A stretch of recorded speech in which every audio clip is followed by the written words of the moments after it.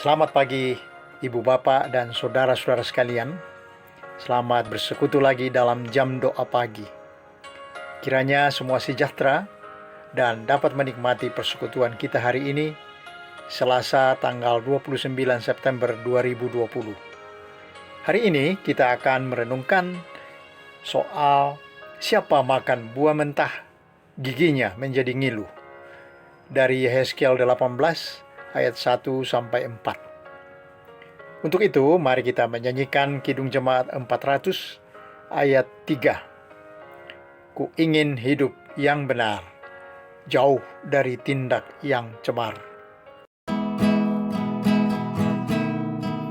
Ku ingin hidup yang benar, jauh dari tindak yang cemar. Umat kudus memanggilku ke tempat tinggi dan teguh. Ya Tuhan, angkat diriku lebih dekat kepadamu di tempat tinggi dan teguh. Tuhan, mantapkan langkahku. Ya Tuhan, angkat diriku lebih dekat kepadamu di tempat tinggi dan teguh. Tuhan, mantapkan langkahku. Mari kita berdoa bersama-sama. Ya Tuhan yang Maha Kasih, yang menuntun kami dalam hidup beriman, kiranya kami senantiasa hidup di depan-Mu dengan terbuka. Senantiasa bertanggung jawab atas hidup kami, tindakan-tindakan kami, kebijakan-kebijakan kami, sehingga tidak pernah menyalahkan orang lain, dan siap untuk bertanggung jawab atas apa yang kami lakukan. Sehingga kami terbuka, kami jujur pada diri sendiri untuk mengakui kesalahan, untuk bertobat dari dosa-dosa, dan hidup dengan berbahagia bersama banyak orang. Syukur karena tiap saat Tuhan berbicara kepada kami, menuntun kami dengan firman untuk melakukan yang benar, jauh dari tindak-tindak yang cemar. Bantulah kami untuk hidup di bawah tuntunan firman. Kami berdoa dalam Tuhan Yesus Kristus, Juru Selamat kami, Tuhan kami semua. Amin. Marilah saudara-saudara kita membaca Yehezkiel 18 ayat yang pertama sampai 4. Maka datanglah firman Tuhan kepadaku. Ada apa dengan kamu, sehingga kamu mengucapkan kata-kata sindiran ini di tanah Israel? Ayah-ayah makan buah mentah, dan gigi anak-anaknya menjadi ngilu. Demi aku yang hidup, demikianlah firman Tuhan Allah. Kamu tidak akan mengucapkan kata sindiran ini lagi di Israel. Sungguh, semua jiwa aku punya. Baik jiwa ayah maupun jiwa anak, aku punya. Dan orang yang berbuat dosa, itu yang harus mati. Bapak-bapak, ibu-ibu, dan saudara-saudara sekalian, siapa makan buah mentah, giginya ngilu. Ada yang disebut kata-kata sindiran dalam bacaan kita. Ada apa dengan kamu sehingga kamu mengucapkan kata sindiran di tanah Israel? Ayah-ayah makan buah mentah, dan gigi anak-anaknya menjadi ngilu. Apa mungkin itu ya?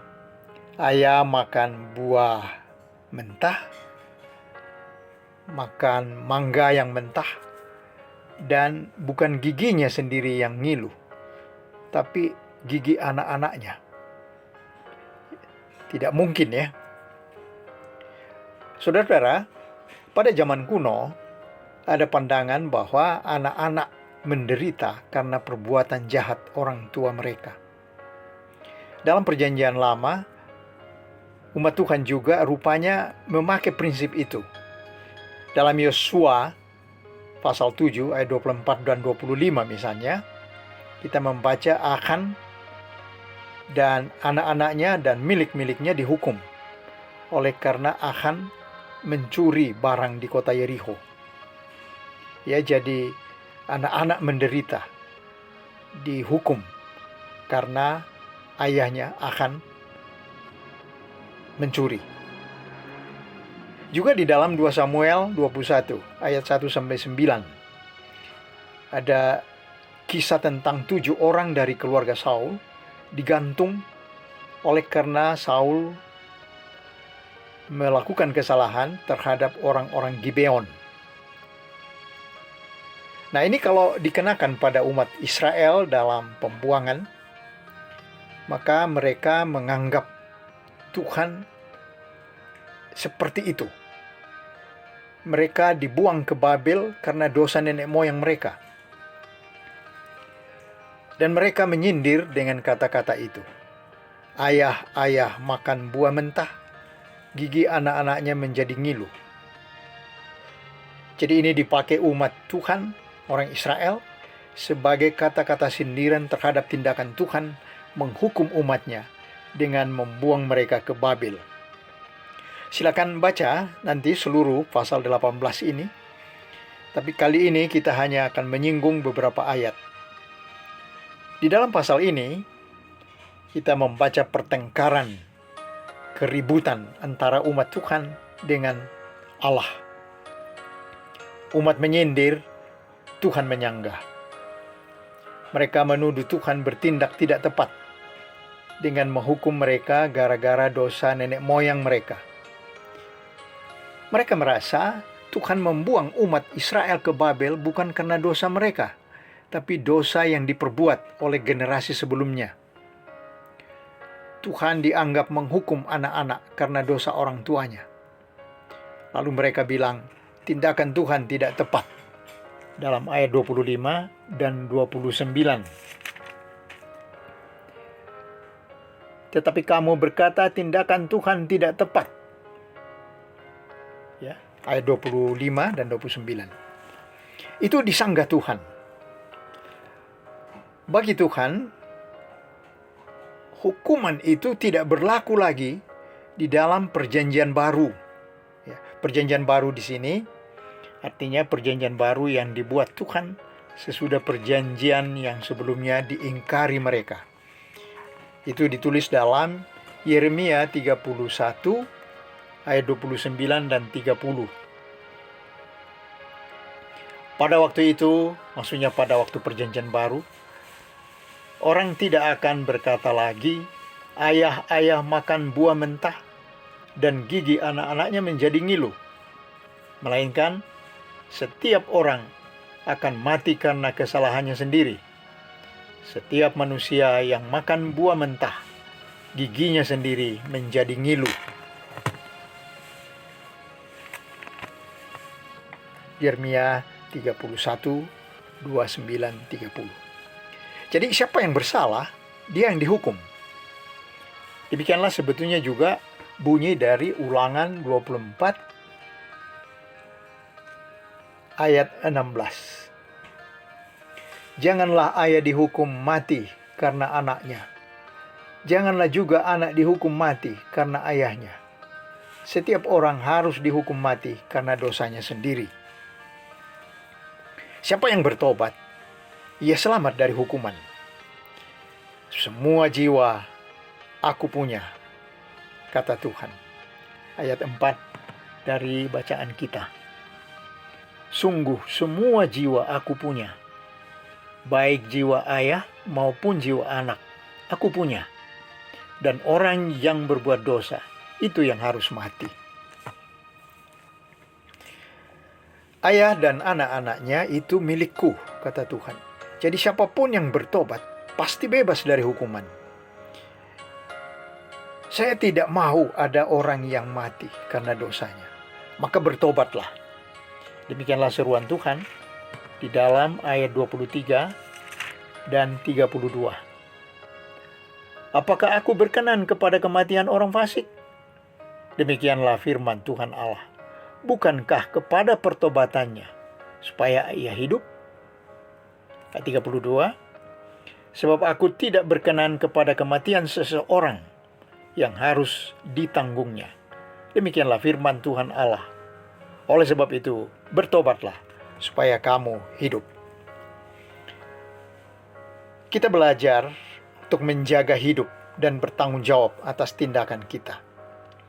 Tidak melemparkan tanggung jawab kepada orang yang ada di sekitar kita. Kita meletakkan beban di atas bahu kita sendiri, bukan di atas bahu orang lain. Nah, saudara-saudara, ini melawan watak manusia yang suka melindungi diri.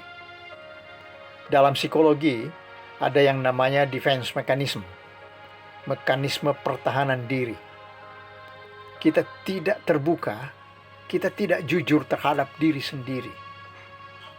Ya, kita melemparkan tanggung jawab kepada orang lain. Kita menyalahkan orang lain. Kalau kita jujur dan terbuka pada diri kita sendiri, kita akan rela berubah. Kita bertobat. Dan ini akan membawa kita masing-masing berdiri di depan Allah, di depan manusia, tanpa topeng-topeng dan menyalahkan orang lain. Kita bertanggung jawab atas hidup dan tindakan kita. Dan ini akan membuat kita bisa berubah, meninggalkan kesalahan dan dosa-dosa, menjadi makin dewasa, makin kuat. Inilah yang diserukan di dalam Yehezkiel 18, supaya kamu bertobat sehingga hidup. Bukan lagi anak kecil yang mudah menyalahkan orang lain dalam rumah, di dalam gereja, dalam tugas-tugas di kantor, di kampus, lalu lari bersembunyi, lari dari tanggung jawab. Dengan demikian, kita akan menjadi dewasa penuh dalam berurusan dengan Tuhan, berurusan dengan sesama, dan kita menjadi benar-benar orang beriman. Amin. Marilah kita berdoa bersama-sama. Ya Tuhan, terima kasih. Kami boleh ditegur supaya tidak mudah menyalahkan orang lain, tetapi bertanggung jawab atas jalan hidup kami, tindakan-tindakan kami, dan tidak mengalihkannya kepada orang lain. Dengan demikian kami bisa mudah menyesali diri kami, jujur terhadap diri kami, bertobat, dan hidup. Hidup menerima pengampunan, bukan penghukuman. Kami juga pada pagi ini ya Tuhan berdoa bagi saudara-saudara kami yang sakit di rumah atau sakit di rumah sakit. Khususnya kami ingat ibunda dari Ibu Kristiana Sugeng yang kemarin dioperasi. Kiranya ibu merasakan penyembuhan dan pemulihan dari Tuhan. Bahwa dengan tindakan ahli, tindakan dokter, dan perawat, ibu boleh sehat kembali, menjalankan tugas-tugasnya sehari-hari, dan segera pulang ke rumah. Biarlah Pak Budi dan Ibu Kristiana dapat mendampingi ibunda dalam kekuatan dan rahmat Tuhan, sehingga kehadiran mereka membesarkan hati, memperkuat pengharapan. Juga teman-teman yang lain, ibu-ibu, bapak-bapak yang berbaring di rumah. Kami ingat antara lain Ibu Rika Andreas, dalam pengharapannya. Kiranya terus-menerus mendapat kekuatan dari Tuhan. Ibu Tobing, kami bawa kepadamu. Ibu Tina, Ibu Lydia, Ibu Roni Dewanta, Pak Hadi Pratomo, dan banyak lagi teman-teman anggota-anggota jemaat yang dalam usia tua atau dalam sakit berbaring di rumah. Kiranya kehadiranmu di rumah menjadi sumber segala yang baik, sumber kekuatan di dalam menghadapi hari-hari sakit atau hari-hari tua, ya Tuhan. Kami juga berdoa untuk yang berduka, yang kehilangan kekasih, kehilangan saudara-saudara. Kiranya penghiburan dari Tuhan menguatkan hati mereka, hidup mereka.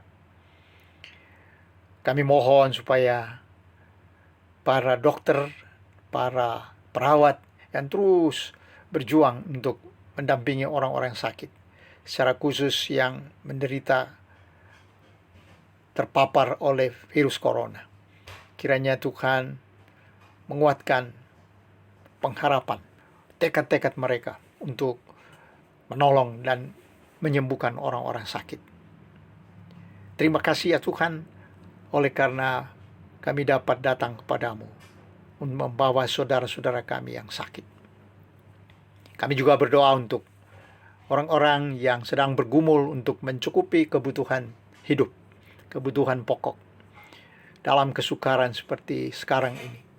Kiranya mereka dapat memandang kepadamu tiap saat dan dapat berusaha sedapat mungkin di dalam perlindungan atau protokol kesehatan, sehingga dengan perkenan Tuhan dapat bekerja dan memenuhi kebutuhan yang diperlukan semua orang dalam rumah, baik untuk studi, untuk makan minum, untuk bekerja. Kiranya Tuhan menolong anak-anak-mu ada di dalam kecukupan, kelimpahan dari Tuhan dalam hari-hari ini.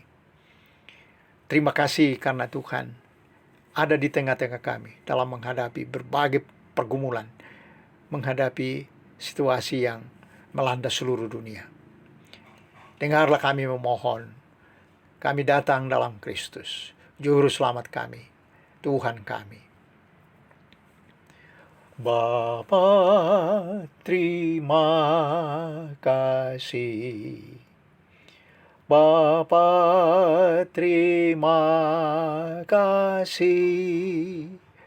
Bapa di dalam sorga, puji terima kasih. Amin. Marilah saudara-saudara, kita menutup jam doa pagi kita dengan KJ 400 ayat yang keempat. Ingin kucapai puncak terang yang paling agung cemerlang. Ya Tuhan, bimbing diriku makin dekat kepadamu. Dan dengan nyanyian itu kita menutup doa pagi ini dan selamat beraktivitas pada hari ini. Tuhan memberkati semua. Amin.